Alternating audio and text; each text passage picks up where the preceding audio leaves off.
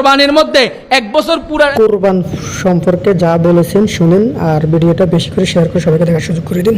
থাকতে হয়। কোরবানির মধ্যে 1 বছর পুরা এত টাকা সম্পদের মালিক আপনি হইতে হবে না, বরং জিলহজ মাসের 10 তারিখ, 11 তারিখ, 12 তারিখ এই 3 দিনের যে কোনো কতক্ষণ সময় যদি আপনি এই 1,78,500 টাকার মালিক হন, তাহলে আপনার উপর কোরবানি করা ওয়াজিব।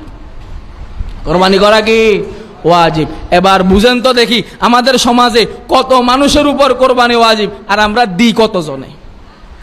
দেখা যায় এক ফ্যামিলির মধ্যে 5 জন, 7 জন, 8 জন, 10 জন, সবার উপর কোরবানি ওয়াজিব হয়ে রয়েছে, আর দেয় এক নাম, এক শরিক।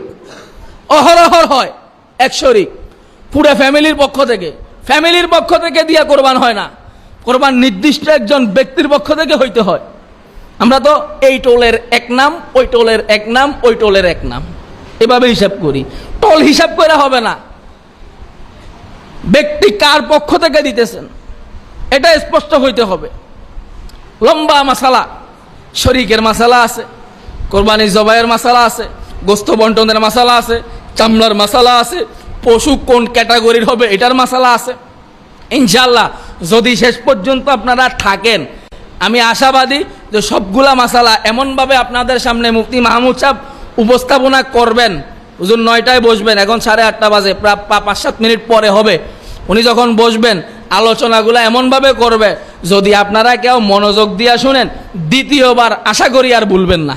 এজন্য আমাদের এখন মুফতি আশেক আলাই সাহেব বয়ান করবেন, ওনার পরে মুফতি মাহমুদ সাহেব বয়ান করবেন, সেটা শুইনা দোয়া কইরা তারপরে নামাজ পড়া তারপরে এখান থেকে বিদায় নিব। পারবো তো ইনশাআল্লাহ? না মাঝখান দিয়ে চলে যাবেন? মাঝখান দিয়ে যাবেন না? না, একটা মাসালা শুধু বলি, সেটা হলো আমাদের সমাজের যেটা খুব বেশি দেখা যায়, কোরবানের দিন যারা গোস্ত কুটে, গোস্ত তো আমাফা 2.5 মণ 3 মণ গরুর মধ্যে, টেহা দিতে গাত লাগে, গোস্ত দিতে এখন গাত লাগে না। তো আমরা করি কি, গোস্ত গাড়ি নারে 2-3 কেজি গোস্ত দি ফার করে দিই, হবে না। আপনি যারা গোস্ত কুটবেন তাদেরকে পারিশ্রমিক যেটা সেটা আলাদা দিতে হবে। গোস্ত দিলে দিবেন, না দিলে না, এটা পরে। কিন্তু সে যে সারাদিন আপনার কাছে খাটছে, অন্য কাজ করলে তারা যেই পরিমাণ টাকা দিতেন আগে চুক্তি করে নেবেন, ওই পরিমাণ টাকা দিবেন, এরপরে চাইলে আপনি গোস্ত দিতে পারেন, অসুবিধা নাই। কিন্তু টাকা না দিয়া গোস্ত দিয়া বাঁচা যাওয়ার সুযোগ নাই। শেষ কথা, সামলা তো খাওয়া যায়, যদি কেউ পারেন খাইয়া নিয়েন, অসুবিধা নাই। সামলা যদি কেউ পারেন খাইয়া নিয়েন, অসুবিধা নাই। তবে যদি খাইতে না পারেন তাহলে আপনি কি করতে হবে? বিক্রি করতে পারবেন না, চামড়া বিক্রি জায়েজ নাই।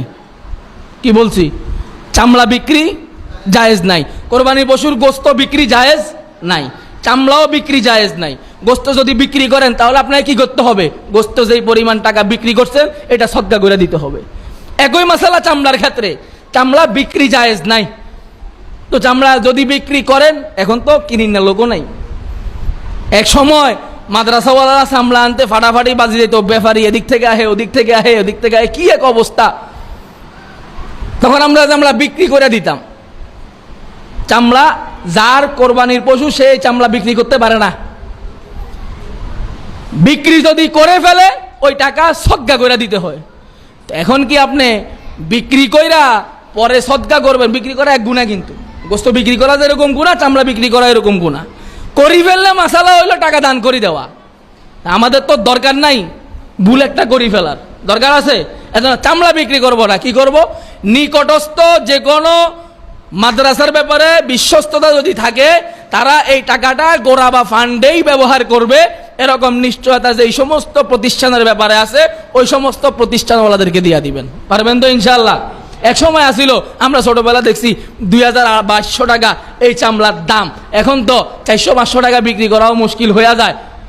তো এবার আমাদের সিলেটের কিছু ওলামায়ে কেরাম, সিলেট আলাদা আবার হজরত ভালো চিনবে, কারণ সিলেটের ফেমাস বক্তা, ডেলি মাহফিল করে সিলেটে 3টা।